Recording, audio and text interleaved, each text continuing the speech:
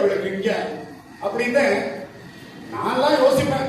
எந்த இடத்துக்கு போனாலும் ஒருத்தர் பிரம்மாண்டமா இருந்தாருன்னா இவர் மட்டும் ஏன் பிரம்மாண்டமானாரு, நம்மளால ஏன் பிரம்மாண்டமா வர முடியல அப்படிங்கிற ஒரு கேள்வி எனக்குள்ள நான் கேட்பேன். இன்னைக்கு காலையில் கூட ஒரு IAS ஆபீசரை பார்த்தோம். அவர் ஒரு வெட்டரி டாக்டர். நான் நினைச்சேன் அவர் அக்ரிகல்ச்சர்ல டாக்டரேட் வாங்கியிருக்காருன்னு.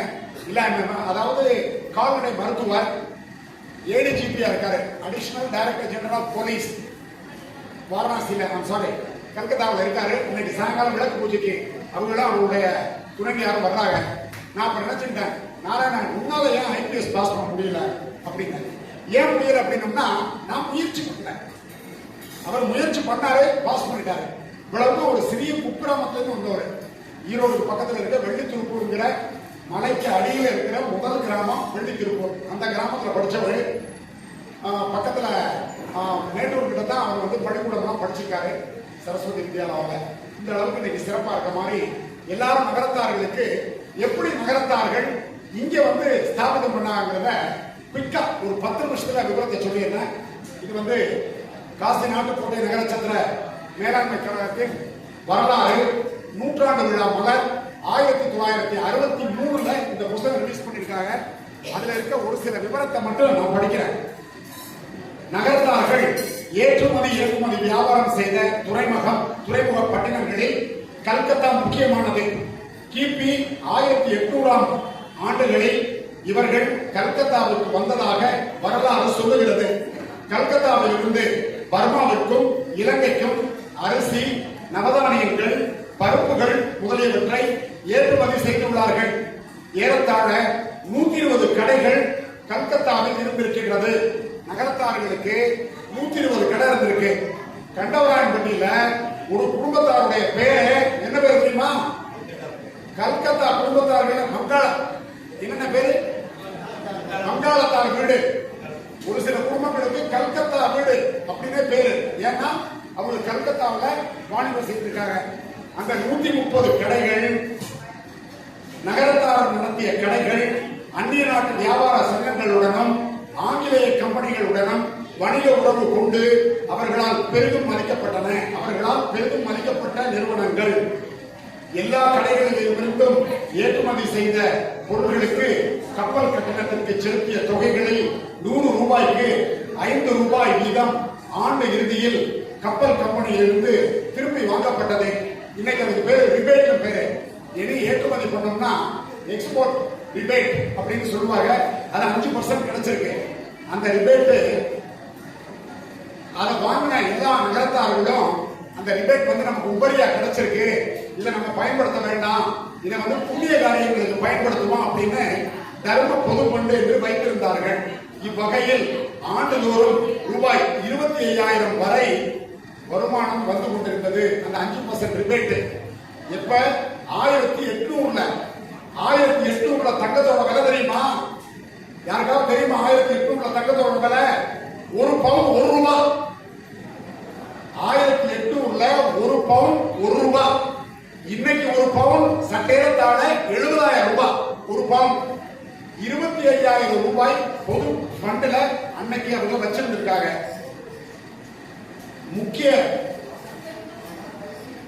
மூர்க்கிய பட்டாவில் கண்ணில் தெருவில் 40ஆம் நம்பர் தெருவில் எல்லா கடைகளும் இருந்து வந்தன. அந்த வீட்டிலேயே வேறு ஒன்றை பிரதிஷ்டை செய்து இது போல வேற பிரதிஷ்டை செய்து வேல் பூஜை நடத்தி வந்திருக்கின்றார்கள். நகரத்தார்கள் 53 நாடுகளில் ஆட்சி. கொஞ்சம் அமைதியா இருக்கு ஆட்சி. நான் கரெக்டா 10 நிமிஷத்துல முடிச்சிடுறேன். பிளீஸ் பிளீஸ் பிளீஸ் கொஞ்சம் பேசாம இருங்க.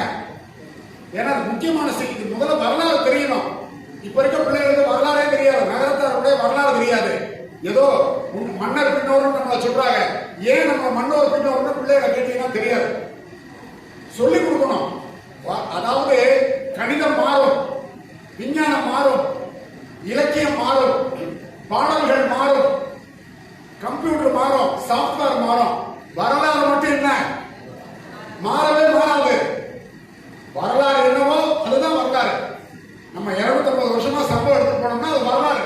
இன்னும் 10,000 வருஷம் ஆனாலும் 1800 இருந்து நம்ம காசி விஸ்வேஸ்வருக்கு வரலாறு அதை எடுத்துட்டு போனதாக வரலாறு சொன்னா அதான் வரலாறு. அதனால வரலாறு பிள்ளைகளுக்கு சொல்லிக் கொடுங்க. 1840ஆம் ஆண்டு வரை கல்கத்தா நகரத்தார்கள் எல்லோரும் ஒற்றுமையாக இருந்து வந்தனர். பிறகு புதிதாக ஒற்றுமை சீர்குலைந்தது. காரைக்குடி சேகரம் என்றும் தேவகோட்டை சேகரம் என்றும் இரு கட்சிகள் ஏற்பட்டன. இன்னைக்கு 1800 பிரச்சனை இருக்கு. பிரச்சனை இல்லாத இடம் வீட்டுக்கு வீடு வாசப்படுங்கிற மாதிரி பிரச்சனைகள்லாம் இருக்கத்தான் செய்யும். ஒரு அமைப்புனா பிரச்சனை இருக்கும், அண்ணன் தம்பினா பிரச்சனை இருக்கும், 7-8 பிள்ளைய மருமக்களா வந்தாங்கன்னா அவங்களுக்குள்ள பிணைப்பு இருக்கும். ஆனா அந்த பிரச்சனைகள் வீட்டை விட்டு வெளியில வராம அது ஒற்றுமையா அதுக்குள்ளே முடிஞ்சிருச்சுன்னா அது ஸ்மூத்தா இருக்கும். அது சபைக்கு வரும்பொழுது அது அநாகரிகமாகிவிடும். இப்படித்தான் அந்த கல்கத்தாவில் வியாபாரம் பண்ணவர்களுக்கு சபைக்கு வந்துருச்சு. பிரச்சனைகள் இரு கட்சிகள் ஏற்பட்டன. அப்போது இருந்தவர்களுக்குள் வயதானவர்கள் 4 பேரை மத்தியஸ்தராக வைத்து வீட்டை ஒரு கட்சிக்கும் சுவாமியை இன்னொரு கட்சிக்கும், சாமியை ஒரு கட்சிக்கு கொடுத்தாங்க, வீட்டை ஒரு கட்சிக்கு கொடுத்தாங்க, நீங்க பிரிச்சுக்கங்க.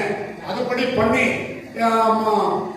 அதாவது காரைக்குடியாருக்கு சுவாமியும் காரைக்குடியை சார்ந்தவர்களுக்கு சுவாமியையும் தேவகோட்டையை சார்ந்தவர்களுக்கு வீடு விழுந்தது. பூ போட்டு எடுத்திருக்காங்க, வீடு விழுந்துருச்சு.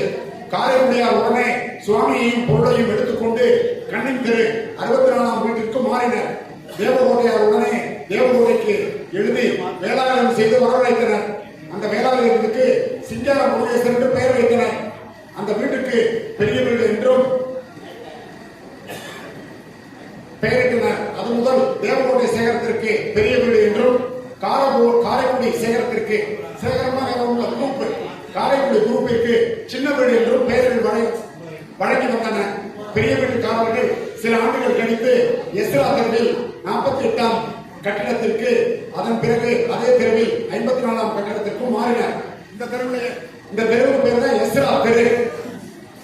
கண்ணின் தெரு 40ஆம் ஏற்பட்டு கட்டிடத்திற்கு குடிபோய் அதில் 17 ஆண்டுகள் இருந்தார்கள். பிறகு லோயர் சிற்பூர் ரோடு 180ஆம் கட்டிடத்தில் 1921 நவம்பர் வரை இருந்தனர்.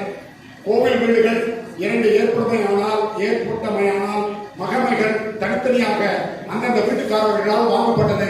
19ஆம் நூற்றாண்டின் 30 விதியில் 120 கடைகள் இருந்தன. ஆனால் அவை படிப்படியாக குறைந்து 1861ஆம் ஆண்டு சூயஸ் கால்வாய் திறக்கப்பட்டது. நிறைய பேருக்கு சூயஸ் கால்வாய் எங்க இருக்குன்னு தெரியாது. தெரியுமா சூயஸ் கால்வாய் எங்க இருக்குன்னு? தெரியாது.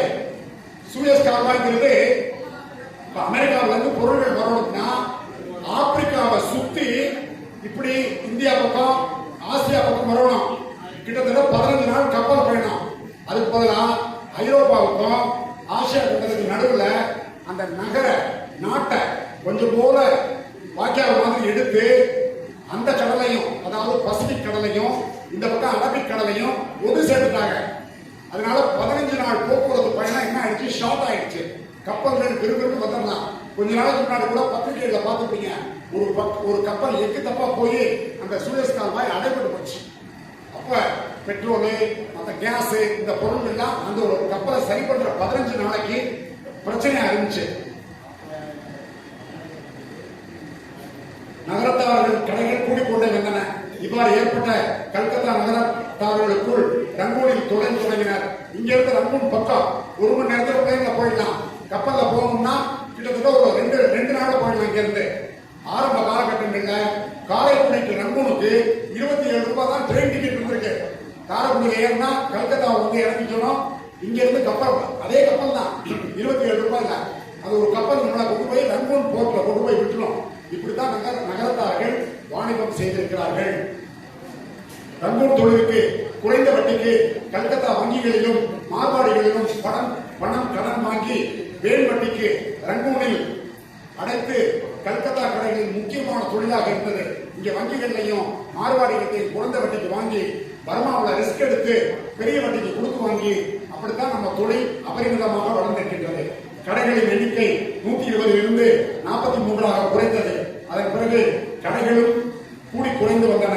1883ஆம் ஆண்டு வாக்கில் நகரத்தார்கள் ஒற்றுமையாக இருந்த கப்பல் கம்பெனியிடம் 100 ரூபாய்க்கு 1 ரூபாய் மட்டுமே கமிஷன் வாங்குவது என்று, யாரும் கூட்டியோ குறைத்தோ கமிஷன் வாங்குவதில்லை என்றும் ஒப்பந்தம் செய்து கொண்டார்கள். இன்னைக்கு அந்த மாதிரி ஒப்பந்தமா நடக்குமா? நடக்காது.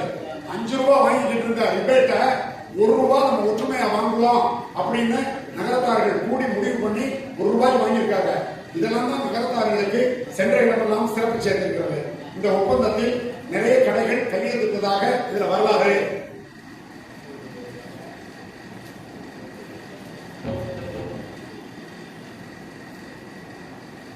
பெரிய வீட்டுக்காரர் என்பதை பிக் செட்டி பிரதர்ஸ் என்றும் சின்ன வீட்டுக்காரர் என்பதை ஸ்மால் செட்டி பிரதர்ஸ் என்றும் வெள்ளைக்காரர்கள் குறிப்பிடுவார்கள். வெள்ளைக்காரர்களோட நெருங்கிய தொடர்புள்ள நகரத்தார்கள் நேர்மைக்கு நாணயத்துக்கும் பேர் போனவர்களால வெள்ளைக்காரர்களுக்கு நெருங்கிய தொடர்புல இருக்காங்க. நீங்க நம்ம எல்லாரும் இந்த பெரிய பில்டிங் போயிட்டு வரும்போது பில்டிங்க பாருங்க. 1918 வருஷம் 1918 வருஷம் அந்த இடத்தை ஒரு 1.5 லட்சம் ரூபாய் வாங்கியிருக்காங்க. 3 வருஷம் ஒரு வெள்ளக்கார துறையை வச்சு ஆர்கிடெக்டா வச்சு 3 வருஷம் அந்த பில்டிங் கட்டப்பட்டது. இப்ப காலையில வேறு பூஜை நடந்துச்சாங்க. அந்த பில்டிங்குடைய நம்ம தங்கியிருந்த அறையுடைய சீலிங் ஹைட் 16 அடி உயரம், 16 அடி, ஒரு ஃப்ளோர் 16 அடி. படியேறி போறதுக்கே எவ்வளவு வாட்சி பாருங்க. அந்த மாதிரி தரைத்தளம் பிளஸ் 2 தளம் மொத்தம் 64 கடைகள் அங்க இருக்கு. 3 கடைகள் நம்ம பொறுப்புல இருக்கு. மிச்சம் 61 கடைகள் வாடகைக்கு இருக்கு. 40-50 வருஷமா இருக்கிறதுனால அந்த கடைகளுடைய வாடகை 300 ரூபாயில இருந்து ஒரு 2000 ரூபாய் வரைக்கும் 3000 ரூபாய் வரைக்கும் வாடகை கொடுக்குறாங்க. ஒட்டு மொத்தமா நமக்கு வாடகையா இந்த கடையில வர்றது ஒரு மாசத்துக்கு 1,10,000 ரூபாய். அதை எல்லா கடையும் நம்ம கையில இருந்து இன்னைக்கு ரெகுலரைஸ் பண்ணி வாடகை விட்டோம்னா அந்த கடையில இருந்து ஒரு மாசத்துக்கு நம்ம கிட்டத்தட்ட ஒரு 10 லட்சம் ரூபாய் வாடகை கிடைக்கும். ஆனா கிடைக்கல. காரணம் என்ன? 50 ஆண்டு காலமாக 60 ஆண்டு காலமாக அந்த கடையில அப்படியே வாடகைக்கு இருந்து தேய்ச்சு அது ட்ரஸ்ட் தானே அப்படின்னு சொல்லி வாடகைகளை கூட்ட விடல. பிரச்சனைகளாக இருக்கு. அதெல்லாம் வருங்காலங்களில் சரியாயிடும். இப்படி இருந்த நகரத்தார் மக்கள் இந்த ஊர்ல ஒரு தேர் இருந்திருக்கு. அதை மட்டும் நான் சொல்லி நிறைவு செய்யறேன். நான் 10 மினிட்ஸ் சொன்னேன், முடிஞ்சிருச்சு. இந்த ஊர்ல ஒரு வெள்ளி தேரே நமக்கு இருந்திருக்கு. ஒற்றுமையாக நகரத்தார்கள் இருந்த பொழுது 150 கடைகள் இருந்த போது தேர் நம்ம சத்திரத்துல இருந்து புறப்பட்டு காளிகாட் கோவிலுக்கு போகுமா. சார் வேலை செய்யுங்க. Hello hello ji, it's not walking. Hello hello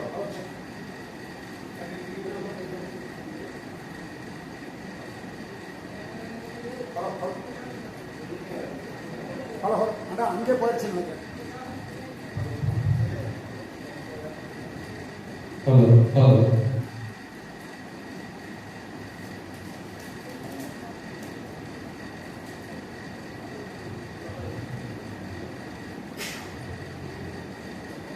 அப்புறம் இந்த big Chetty brothers small Chetty brothers அவங்களுக்குள்ள பிணக்கம் ஏற்பட்டுச்சு. சமரசமாகவே இல்லை. மிகப்பெரிய வெள்ளி தேர் நமக்கு இருந்திருக்கு. அந்த வெள்ளி தேரை இங்க இருந்து பங்குனி உத்திரத்து அன்னைக்கு இங்க இருந்து எடுத்து 5 கிலோமீட்டர் நம்ம காளிகாட் போகுது. இங்க இருந்து 5 கிலோமீட்டர் தூரத்துல காளிகாட் கோவில் இருக்கு. எல்லாரும் பார்த்தீங்களா? போகலன்னா போகாதவர்களுக்கு இந்த ஊர்லயே வசிக்கிற வெங்கடாச்சலம் என்ன சொன்னாங்கன்னா, இரவு 9 மணில இருந்து 9:30 மணிக்குள்ள போனா கூட்டம் ரொம்ப கம்மியா இருக்கும். இந்த நேரங்கள்ல எல்லாம் போனோம்னா நம்ம திறமை இருந்தா போய் சாமியை பார்த்து வெளியே வரலாம். திறமை இல்லை அப்படின்னோம்னா பிடிச்சு நம்ம நசுக்கி சட்னி ஆக்கிட்டு வரலாம். நாங்க போன வருஷம் போனோம்.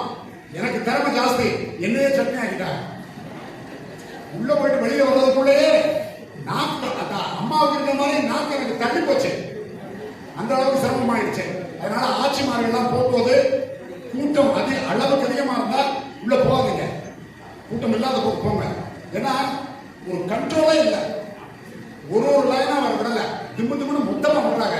அது சிரமமா இருக்கு. கவனமா போங்க. அந்த காளிகாட் கோவிலுக்கு வெள்ளி ரதத்துல இங்க இருந்து போகுமா. இப்ப நமக்கு பர்மிஷன் கிடைச்சிருக்கு நாளைக்கெல்லாம் போறதுக்கு. அன்னைக்கு போகும்போது எந்த தெருவில் போகுதோ டிராம நிறுத்திடுவாங்களாம். Complete traffic stop. இந்த ஊர்ல இருக்க வங்காளதேசத்து மக்கள் எல்லாரும் இந்த தேர்ல கலந்துகிட்டு ஒட்டு மொத்தமா போவாங்களாம். நிறைய ஆஃபரிங்ஸ் பண்ணிருக்காங்க இந்த ஊர் மக்கள்.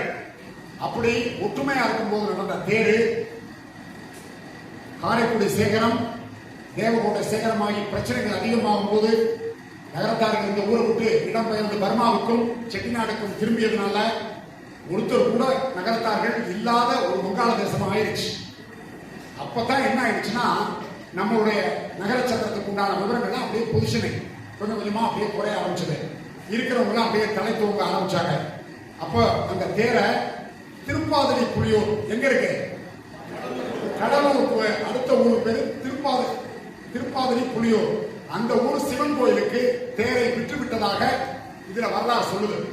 இப்ப அங்க இருக்க தேரு நாட்டுக்கோட்டை செட்டியார்களால் கல்கத்தாவில் ஓடிய வெகு வருடம் ஓடிய அந்த தேர் தான் இப்ப அங்க இருக்கு. அது ஒரு செய்தி.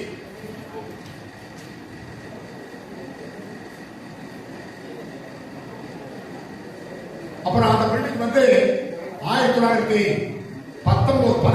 வாங்கினது 1,22,000 சில்லற ரூபாய்க்கு வாங்கியிருக்காங்க. 3 வருஷம் கட்டியிருக்காங்க. வெள்ளக்கார ஆர்கிடெக்ட் 1 லட்சம் ரூபாய் செலவு பண்ணி கட்டியிருக்காங்க அந்த காலத்திலே. இன்னைக்கு போய் பில்டிங்க பாருங்க, கண்ணுக்கெல்லாம் இருக்கு. படிக்கட்டெல்லாம் ஸ்ட்ராங், கதவு எல்லாம் ஃபென்டாஸ்டிக். அந்த மாதிரி ஜன்னல் கதவு எல்லாம் வைக்க முடியுமான்னு இன்னைக்கு செய்யவே முடியாது. அந்த அளவுக்கு சிறப்பாக செய்து வாழ்வாங்கு வாழ்ந்து இந்த சத்திரத்தில் இங்க இருந்தவர்கள் பர்மா போனதுனால இது வந்து பர்மா நாட்டுக்கோட்டை நகரத்தார் தர்ம பரிபாலனை சபையுடைய கண்ட்ரோல்ல இருந்திருக்கு.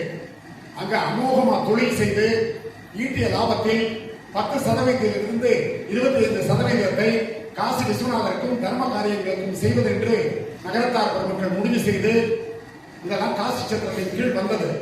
1963ஆம் ஆண்டு பர்மாவுடைய வீழ்ச்சி, குண்டு போட்டு ஜப்பான்காரன் பர்மாவை பிடிச்ச நேரம். அப்ப பர்மாவை ஆட்சி செய்தவர் நேவின் என்கின்ற ராணுவ ஆட்சியாளர். அவர் ஒரு சட்டம் கொண்டு வந்தாரு, பர்மியர்களுக்கு மட்டுமே பர்மாவிலிருந்து லாபத்தை உங்க நாடுகளுக்கு எடுத்து செல்லக்கூடாது. அப்படி நீங்க எடுத்து சொல்லணும்னா பர்மா விட்டு உடனே எவாக்குவேட் பண்ணுங்க அப்படின்னு சொல்லி 3 நாள் டைம் கொடுத்து, எப்பவுமே நம்ம நகரத்தாரெல்லாம் வர்றன்னைக்கு பார்த்துப்போம் அப்படின்னு சொல்லி கொஞ்சம் மெத்தமா இருந்திருக்காங்க. எல்லாருக்கும் இருக்க இயல்பு தான், எனக்கு அப்படித்தான் உங்களுக்கு அப்படித்தான். அப்படி இருந்த போது தெளிவாக தெரிந்து விட்டது 3 நாள்ல எல்லாரும் இவாக்குவேட் பண்ண போறோம் அப்படின்னு.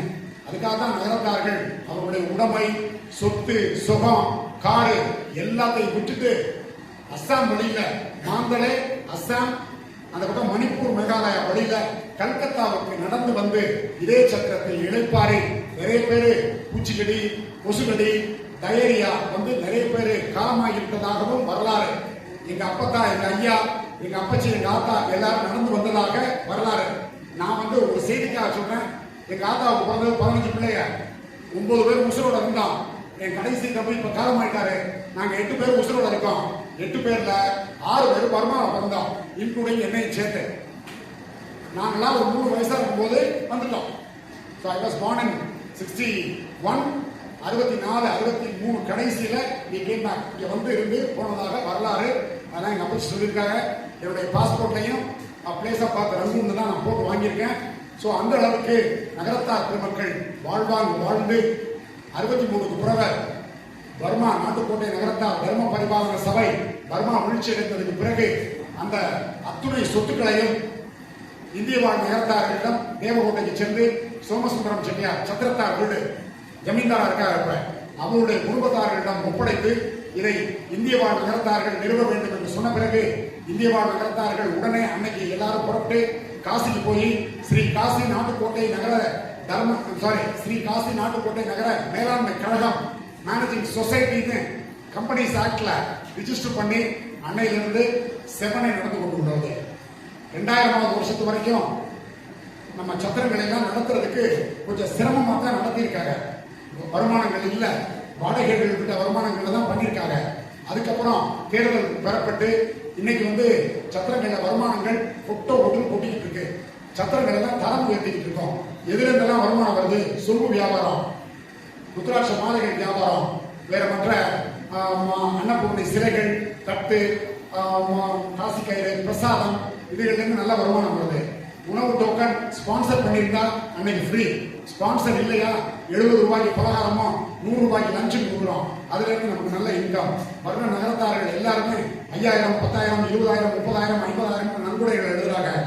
நம்ம 4 கால பூஜை ஆரம்பத்தில் பண்ணிக்கிட்டு இருந்தோம். இப்ப 3 கால பூஜைகளை நாம் செய்து கொண்டிருக்கின்றோம். ஒரு கால பூஜையை மன்னர் பரம்பரையை சார்ந்த 6 மணிக்கு நடக்கிற அந்த சப்தரிஷி பூஜை பண்டாக்கள் ஐயர்கள் அதை நடத்தி கொண்டிருக்கின்றார்கள். ஒரு கால பூஜைக்கு நமக்கு ஆகிற செலவு தெரிஞ்சுக்கணும் நகரத்தார்கள். ஒரு கால பூஜைக்கு ஆகிற செலவு 15,000 ரூபாய், இன்க்ளூடிங் அந்த சிப்பந்திகளுடைய சம்பளத்தையும் சேர்த்து சொல்றோம்.